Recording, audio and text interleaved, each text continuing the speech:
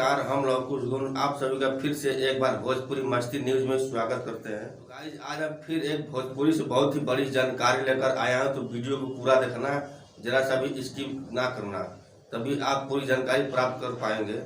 और हाँ, एक बात और आपको बता दूं कि अगर आप हमारे चैनल पर नए आए हैं तो उस नीचे दिए हुए लाल रंग के सब्सक्राइब बटन को दबाकर बेल आइकन को प्रेस कर देना, ताकि जब भी हम कोई भी भोजपुरी वीडियो लेकर आऊँ तो सबसे पहले आप तक उसका नोटिफिकेशन जाए।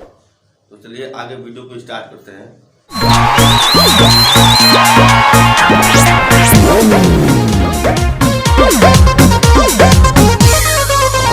भोजपुरी के पावर स्टार पवन सिंह का जो आरा गाना आया था, जिस एल्बम का नाम है आरा में दोबारा फिर आईबू ना, वो ऑडियो सॉन्ग था,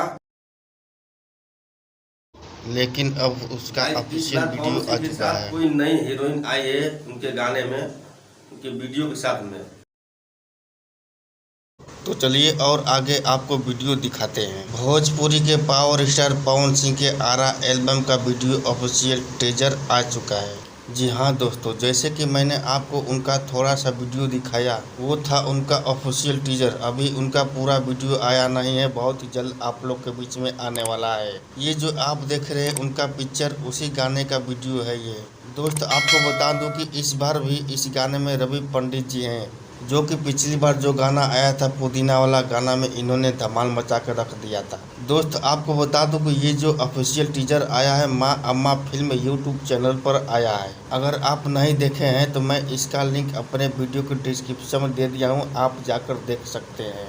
दोस्त आपको बता दूं कि इस बार पवन सिंह के साथ नई हीरोइन आई है, जिसका नाम है मेगा शाह। यही वो लेडीज डांसर है जो कि पूरा बवाल मचा कर रख दिया है। बहुत ही बेसब्री से आप लोगों को इंतजार होगा, तो तैयार रहिए वीडियो को देखने के लिए। बहुत ही जल्द आप लोग के बीच में आने वाला है। जी हाँ दोस्तों, ये वीडियो सॉन्ग पूरा गर्दा मचा कर रख देगा यूपी और बिहार में।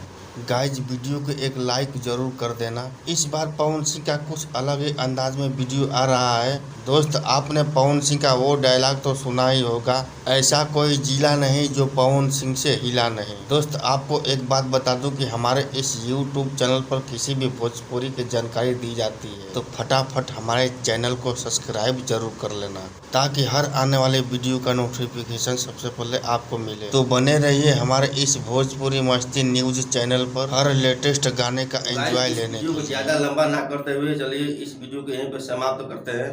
अगर वीडियो पसंद आई हो तो एक लाइक और कमेंट हमें जरूर कर देना, और हाँ, चैनल को भी सब्सक्राइब जरूर करना। दोस्त बहुत मेहनत लगता है वीडियो बनाने में। फिर अगले दिन कोई नया लेटेस्ट भोजपुरी न्यूज लेकर आता हूँ। तब तक के लिए नमस्कार, जय हिंद, वंदे मातरम।